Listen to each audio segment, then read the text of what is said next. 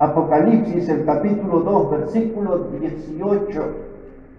Mire cómo dice la palabra de Dios. Escribe al ángel de la iglesia en Tiatira.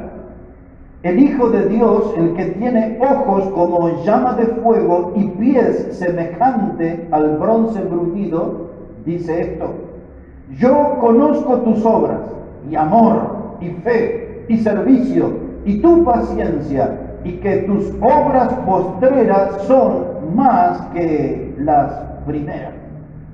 Y ahí en esa frase va a estar nuestro tema, hermano. Las obras postreras tienen que ser mejor que las primeras. Esta iglesia de Tiatira era una iglesia pequeña, era una iglesia que no estaba en una ciudad importante. Esta iglesia de Tiatira, como todas las iglesias, comenzó bien, haciendo un buen trabajo. Por eso la Biblia habla aquí acerca de las obras, del amor, de la fe y del servicio. Pero con el paso del tiempo empezaron a haber más defectos que virtudes en esta iglesia. Y ese es el problema de la mayoría de las iglesias, y es el problema de nuestra iglesia. Porque nosotros comenzamos bien, con entusiasmo, con gente nueva, con bautismos en nuestra corta historia y todo eso, pero luego con el paso del tiempo nuestras obras postreras no fueron mejor que las primeras.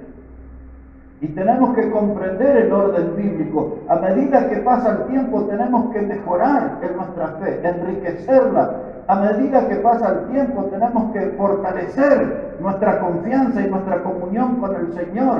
A medida que pasa el tiempo tenemos que dejar nuestros malos hábitos y revestirnos más de santidad. Tenemos que alejarnos más de aquellas actividades pecaminosas que cuando no conocíamos a Cristo, y tenemos que tener una vida más santa. A medida que pasa el tiempo, hermanos, deberíamos animarnos a predicar y a hablar de Cristo con otros, a ganar almas. A medida que pasa el tiempo, nosotros deberíamos ser más fieles al Señor, más firmes en la obra. A medida que pasa el tiempo, nuestras obras deberían ser mejores que las primeras. Pero sin embargo no sucede eso en nuestra vida.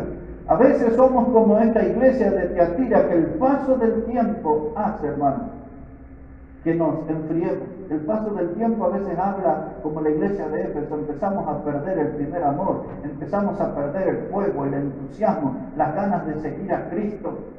Porque con el paso del tiempo las cosas se vuelven más lentas. Nuestra vida se vuelve más lenta.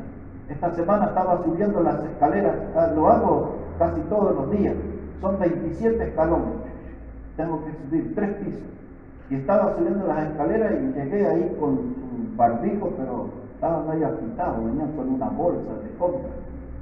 Y entonces yo decía, yo hasta hace muy poco tiempo yo subía corriendo, así, y entonces ya mi cuerpo anda más lento, me voy poniendo más viejo. Ya veo muy poco, casi nada, casi que a ustedes veo, no les veo los ojos, porque ya la vista se empieza a dañar. El paso del tiempo me fue afectando, ya el esqueleto empieza a doler, hay partes del cuerpo que no sabíamos ni que existían y ahora molestan y duelen. El paso del tiempo nos hace más lento. Cuando pensamos en un auto, usted se compra un auto y pasan los años y hay que ponerle agua más seguido, hay que ponerle nafta más seguido, hay que revisar el aceite más seguido, hay que controlar los frenos más seguido, porque el autito se va poniendo viejo y ahora le ratonea, ¿vio? Cuando hace ya no anda tan bien como antes. Antes se subía y ponía el pie en el acelerador y salía. Ahora se puso viejito, todo anda más lento. Los autos, la gente. Lo triste es que la obra de Dios anda más lenta también, cuando nuestras obras postreras deberían ser mejores que la primera. Esta iglesia aquí, no me voy a detener mucho, solo para que ustedes sepan, se distrajeron tanto que entró una mujer con su doctrina que se llamaba Jezabel. Y esa mujer contaminó toda la iglesia, le enfermó a esta iglesia y trajo doctrinas que la gente pensaba, como muchos cultos modernos, que son doctrinas novedosas, doctrinas que fueron descubiertas por grandes predicadores. Y aquí esta iglesia dice que todo lo que sacaron a la luz fueron las profundidades de Satanás. Es decir, lo que eran las profundidades de Satanás era lo que salía del púlpito. Y esa iglesia se había dormido en la doctrina, se había dormido en la fe, se había dormido en la vida espiritual. Y esta mujer promovía el adulterio y todo dentro de la iglesia. Después usted tiene que leer todo lo que sigue. La gente no reaccionaba en la iglesia, todo como que estaba bien. Porque las obras postreras de esta iglesia no eran mejores que las primeras. Todo empezó con un gran descuido. Todo pasó, hermano, por un estado de desánimo. La gente estaba desalentada, no estaba motivada, iba a las reuniones como parte de un culto religioso porque tenían que ir, porque era domingo, pero ya no vivían la palabra, ya no sentían la palabra, ya no la defendían a la palabra. Y entonces entró esta mujer y causó destrozo en la vida de esa iglesia. Pero nosotros aquí, Iglesia Bautista Maranata, nuestras obras postreras deben ser mejores que las primeras. Nuestra forma de predicar, nuestra forma de servir, nuestra forma de trabajar en la obra tiene que ser mucho mejor que cuando empezamos allá en Irigoyen. Mucho mejor. Tenemos que mostrar que hemos aprendido, que hemos crecido, que hemos decidido servir más al Señor, comprometernos más con el Señor. Ese debe ser nuestro desafío, que las obras postreras sean mejores que las primeras. Aquellos eran los primeros pasos, aquellos eran los primeros encuentros, aquellos eran nuestras primeras expectativas. Pero ahora ya, hermano, ya dejamos los pañales, ahora ya caminamos. Tenemos que seguir creciendo, tenemos que seguir avanzando, tenemos que ir hacia adelante, tenemos que demostrarnos que nuestras obras postreras son mejores que las primeras, para que no nos pase lo que le pasó a esta iglesia. Y ahora le quiero llevar ahí, esa es la segunda parte de nuestro mensaje, y es donde nos vamos a detener hasta el final, en el libro de Nehemías. Quiero que mire en el libro de Nehemías, en el capítulo 4, y los versículos 10 y 11. Nehemías, el capítulo 4, y los versículos 10 y 11. Vea lo que dice allí la palabra de Dios. Como bien dijo el hermano Ramiro el domingo anterior en su lectura, el libro de Nehemías es un libro de trabajo, es un libro de sudor. Este es un libro donde los hombres tuvieron que venir para reedificar los muros de la ciudad de Jerusalén. Esos muros habían sido traspasados por el avance del enemigo, las puertas habían sido consumidas por el fuego del enemigo, todo era ruina, todo era escombro, y había un grupo de personas liderados por Nehemías que tenían que reconstruir todos los muros de esa ciudad. No era una casita, no era una piecita de 4x4, eran los muros de una ciudad. Y entonces desde que usted empieza este libro hasta que termina, hay gente trabajando, hay gente sudando, hay gente haciendo la obra de Dios, hasta que llegan al capítulo 4, versículo 10. Mire cómo dice la palabra del Señor. Nehemías 4, verso 10. Y dijo Judá: la fuerza de los acarreadores se han debilitado, y el escombro es mucho, y no podemos edificar el muro. Y nuestros enemigos dijeron: no sepan ni vean hasta que entremos en medio de ellos y los matemos y hagamos, ¿qué cosa dice? Cesar la obra. Y es esto, hermano, es lo que el diablo quiere, cesar nuestra obra. Que se paralice la Iglesia Bautista Maranata, que no crezcan más, que sean un montoncito de cristianos y no más que eso. Y el diablo hace ese trabajo para que la obra se paralice, que la obra cese. El diablo estaría muy alegre si un día encuentra las puertas cerradas y no se abren más. No pudieron pagar el alquiler, se pelearon los hermanos de esa congregación, ahí está, se cerraron las puertas. El diablo está trabajando para que la obra cese. Ahora, ¿cuándo sucede eso? El versículo 10 lo explico. Dice en el versículo 10, cuando la fuerza de los acarreadores se han debilitado. Arrancamos bien, comenzamos en Irigoyen, pasamos a la casa del hermano Josué, nos vinimos aquí, empezamos bien, muchas reuniones, gente nueva, hermano, y fue pasando el tiempo, y en vez de fortalecernos y estar más preparados para la batalla, los acarreadores, los que están llevando el mensaje, los que están trabajando en la obra, se empiezan a debilitar. El debilitamiento llega a veces por un descuido propio. Cuando dejo de alimentarme, dejo de leer la Biblia, dejo de orar, dejo de estar en comunión con Dios durante la semana, cuando Dios es un asunto de sábado y domingo nada más, mi vida se empieza a debilitar. Entonces, hermanos, estamos llenos de descuidos, como hablábamos hoy, y eso trae debilitamiento. A veces me debilito porque no miro a Cristo, miro a los hermanos y veo que aquel falta, y veo que aquel otro falta, que aquel no viene, que aquel no lo veo desde marzo, que el otro en qué andará, y me empiezo a ocupar de qué están haciendo mis hermanos y me debilito como ellos. Hay muchas formas de debilitarse en la obra de Dios. Pero mis hermanos, dice que a veces eso nos hace ver cosas que antes no veíamos. Cuando estaban trabajando, reedificando, no estaban mirando los escombros. Pero ahora estaban debilitados y dice que ellos se decían, no vamos a poder edificar porque los escombros son muchos. Como que alguien aquí se levante y diga, esta iglesia nunca va a estar llena, son tiempos difíciles. Esta iglesia nunca va a estar llena porque el virus anda suelto. Esta iglesia nunca va a estar llena porque nosotros, ¿cómo vamos a hacer para llenar esta iglesia? Y empezamos a ver los escombros cuando tenemos que estar mirando el muro que se está edificando. Estamos poniendo la mirada en el lugar equivocado. A veces ponemos la mirada en los negocios, y es bueno atender nuestro negocio. Ya el dicho lo dice, el que tiene negocio que lo atienda. A veces nos enfocamos en la familia y nos encerramos, y es bueno ocuparnos de la familia, pero mi familia va a andar mucho mejor con la bendición de Dios, con la presencia de Dios. Y a veces nos enfocamos en el estudio, y dice, yo tengo que recibirme, necesito una chapa de bronce en la puerta de mi casa que diga, doctor tal, ingeniero tal, no sé qué. Y hermano, todo eso es bueno, pero la obra de Dios es primero. Porque si no, después vamos a poner la mirada en los escombros nos desaniman. ¿Cuántas veces las madres aquí, las amas de casa, llegaron a su casa y miran hacia el lavadero y están los platos, y está la olla sin lavar? Y salen al patio a respirar y ven que se juntó toda esa ropa para lavar. Y van allá, los niños dejaron todos los juguetes. La casa es un desastre. Y todavía encima miran la habitación, me arreglé mi cama, pues. Vi la cama matrimonial. Y dice, ¿y por dónde empiezo? Y uno no sabe, ¿no? Dice, empieza a lavar los platos, empieza a arreglar la cama, empieza a juntar los juguetes, ¿por dónde empiezo?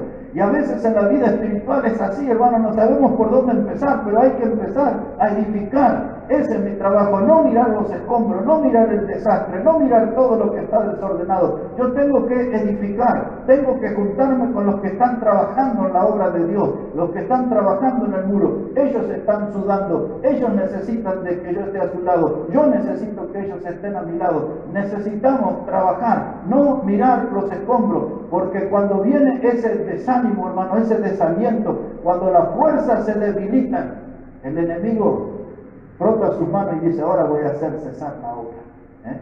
Ahora les voy a dar el golpe final. ¿Sabe cómo quería hacer el diablo? Quería atacar al líder, que se llamaba Nehemías. Dice, este hombre nos está motivando a todos, porque ya habían levantado el muro. Mire, ya que está en ese capítulo 4, en el versículo 6, mire cómo dice. Nehemías 4, versículo 6 dice, edificamos pues el muro, y toda la muralla fue terminada hasta la mitad de su altura, porque el pueblo tuvo ánimo para trabajar. Ahí está, hermano, mire, ya habían hecho hasta la mitad. Y algunos se relajaron, ¿no? Dijeron, bueno, se quitaron el sudor de la frente y dice, hasta aquí llegamos. Otros dijeron, listo, dejemos aquí, ya fuimos hasta la mitad, muchachos, esto es un logro. Pero yo les dije hoy, ¿no? Todo lo que queda por la mitad es una frustración. Un estudio por la mitad, una carrera por la mitad, un trabajo por la mitad, un matrimonio por la mitad, un ministerio por la mitad, todo lo que queda por la mitad es un fracaso. Ellos no podían conformarse con haber edificado hasta la mitad. Ellos tendrían que haber repasado y haber planeado cómo vamos a hacer la segunda parte hasta llegar al final. ¿Cómo fue que llegamos hasta la mitad? Si llegamos y las puertas estaban quemadas, el fuego había consumido todo lo que era madera, escombros por todos lados, las huellas del enemigo que había destruido todo estaban bien visibles. ¿Y cómo fue que llegamos y trabajamos y llegamos hasta la mitad? Por una cosa, hermano, dice el pueblo, tuvo ánimo para trabajar. Y es esa, hermano, la virtud que necesitamos como iglesia. Y hay que enfatizar en eso. Ánimo, ánimo, ánimo. El pueblo tuvo ánimo para trabajar. Ahora el ánimo, hermano, usted va una madrugada ahí a la salada, ya no está más en la madrugada, pero si fuera no va a encontrar ahí quien venda ánimo. Va a encontrar quien le venda la ropa, los jeans para niños, livianos, pesados, va a encontrar choricitos, hamburguesas, todo, pero nadie le va a vender ánimo en la salada. Si va a Olavarría en Celina, va a ir negocio por negocio, nadie le va a vender ánimo. No venden ánimo. Entren en las farmacias, pregunten si hay pastillas de ánimo, no las van a encontrar. El ánimo no es algo que se encuentra, el ánimo es una virtud que florece en la Biblia, el ánimo es una virtud que Dios nos provee a nosotros. Dios es el que siembra ánimo en nuestro espíritu, ánimo en nuestra alma. Dios es el que siembra ánimo en nuestro ministerio, ánimo en nuestra congregación. Entonces necesitamos estar cerca de Dios para que el ánimo esté aquí y que nosotros no seamos, hermanos, una congregación de deprimidos, que no seamos nosotros una morgue de cadáveres espirituales, sino que seamos una congregación con vida abundante.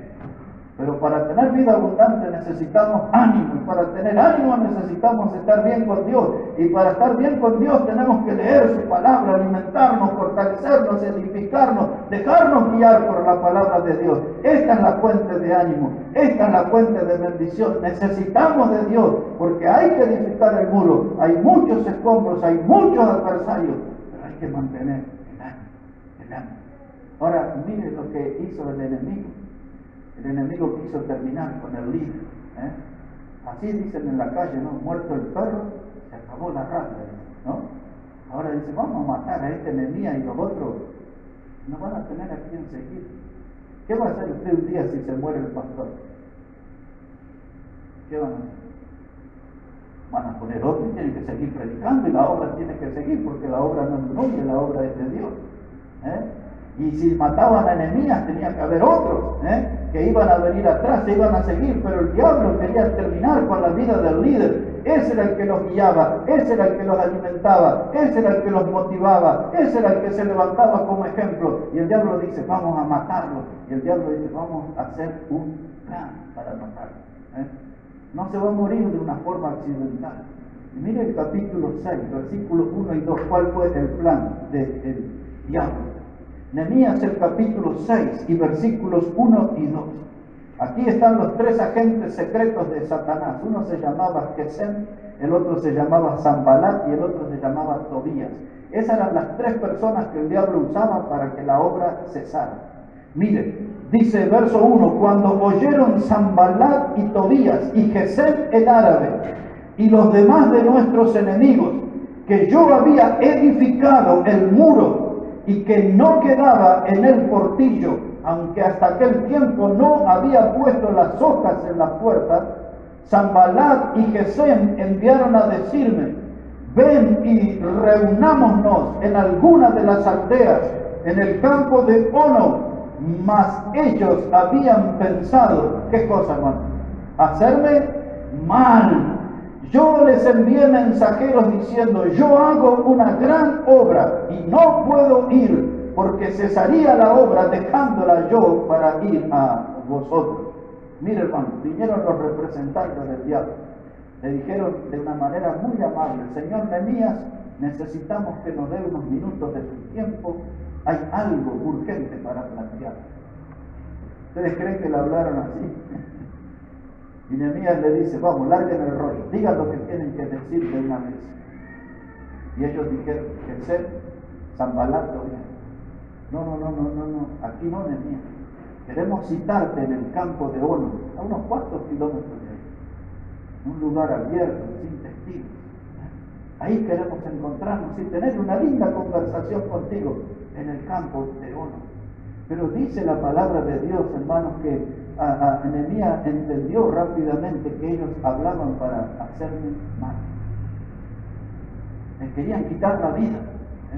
Le querían quitar la vida. Con palabras amables, dulces, le hacían una invitación, pero el final de esa invitación era quitarle la vida al varón de Dios.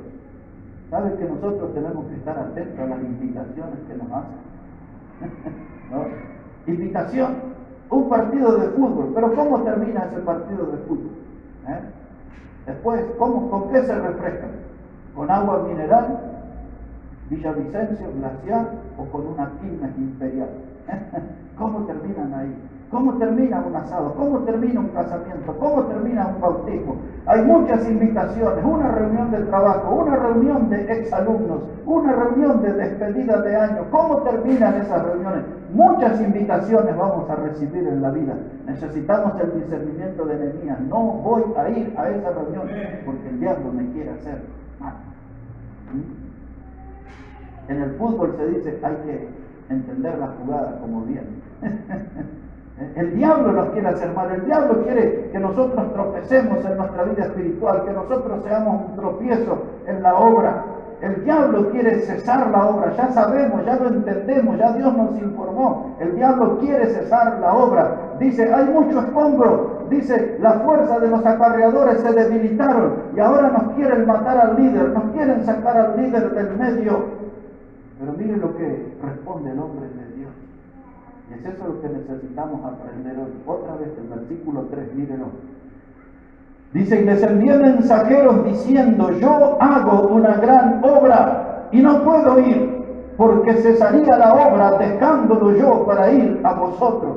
Y es esto, mis queridos, tenemos que tomar conciencia que ustedes y yo estamos en una gran obra. Estamos en la iglesia bautista Maranata. Esta iglesia no es patrimonio de hombre, esta iglesia es la obra de Dios.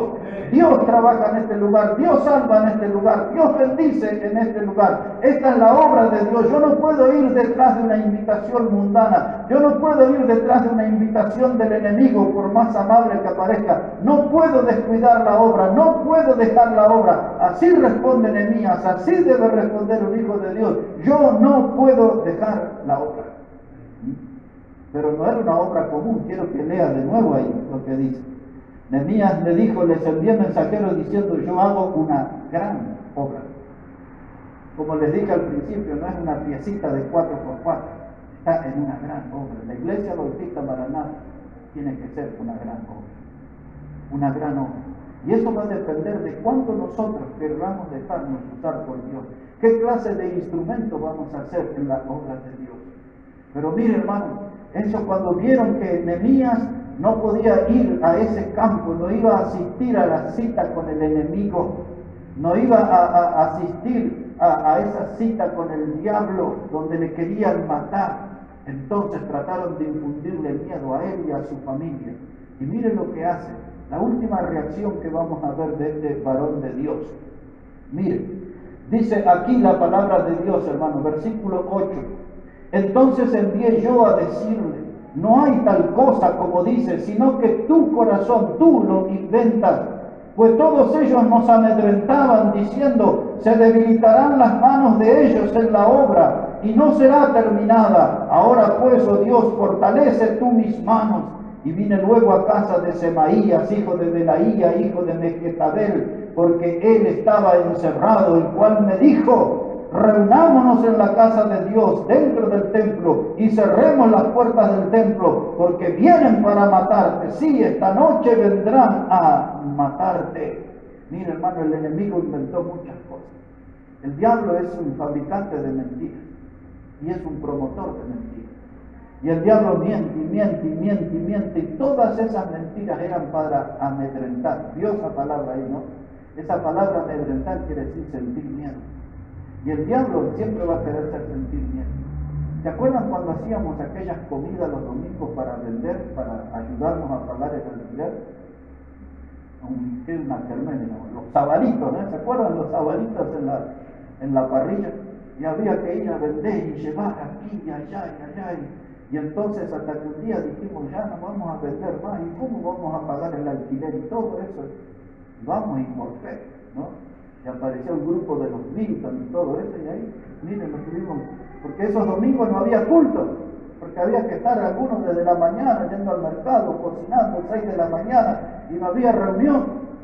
Y entonces, hermano, nos costó un tiempo, pero encontramos la forma de sacar eso, y Dios nos fue dando el sostén y hemos podido cumplir hasta ahora. Miren el alquiler, ya más, 2 años está haciendo este mes, 2 años que estamos aquí. Y no hemos fallado, no hemos fallado. Pero siempre vienen palabras, hermanos, que amedrentan, que asustan, que no vamos a poder, que no nos vamos a lograr, que somos flojos, que somos pocos, que somos debiluchos, que somos cambiantes, que somos esto, que somos lo otro.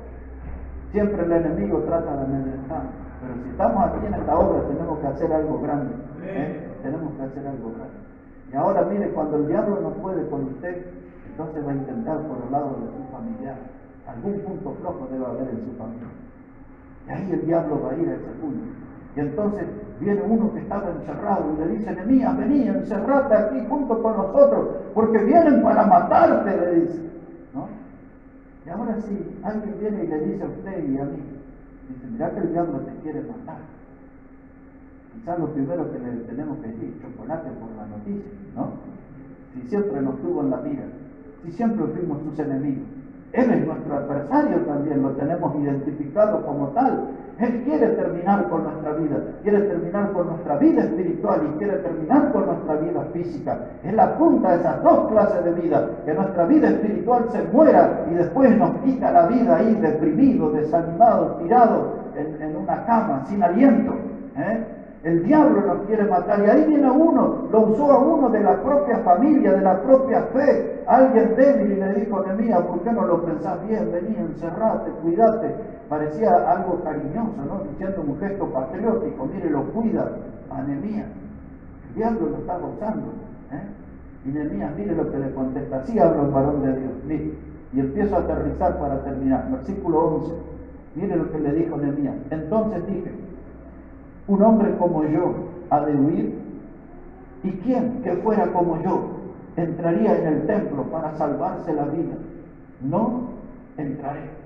Y entendí que Dios no lo había enviado, sino que hablaba aquella profecía contra mí, porque Tobías y Sanballat lo habían sobornado. El otro día encontré un apunte de un mensaje que hace muchos años atrás se llamaba Sobornados por el Diablo. Un sobrecito por debajo de la mesa. Eso significa que hay cristianos, que hay gente de la fe que se presta al juego del enemigo y acepta sobornos del diablo para frenar la obra de Dios. Cuando no pudo con la gente de afuera, entonces empezó a usar a los de adentro.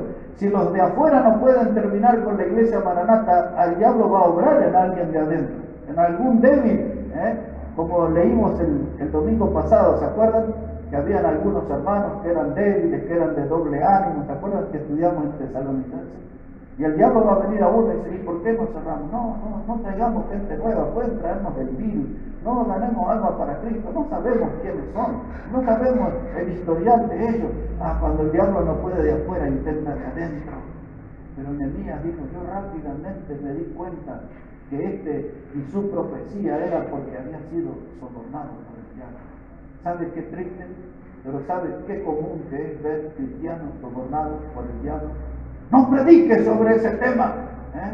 Si usted no predica sobre ese tema, nosotros le vamos a dar tal cosa. Si usted no predica sobre ese tema, le vamos a invitar a tal lugar. Si no predica sobre ese tema, le aceptaremos en nuestro grupo aquí. Muchas veces los predicadores son sobornados o intentan sobornarlos, porque la lengua del predicador muchas veces atenta contra los intereses carnales en alguna congregación. Y el diablo usa a la gente. Dice: vení, encerrate, Nehemías, cuida tu vida, sálvate, van a venir a matarte, yo quiero protegerte. Pero el hombre de Dios tiene discernimiento espiritual, y yo entendí que esa profecía no era de Dios, sino que él había recibido un sobre por debajo de la mesa. El diablo lo sobornó, y este hombre que estaba a mi lado para servir a Dios, resulta que él era el tropiezo, era la causa por la cual se paralizaba la obra de Dios.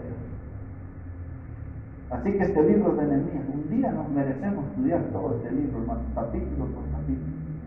Este libro, hermano, nos enseña que hay que tener discernimiento espiritual, porque el enemigo está en acecho.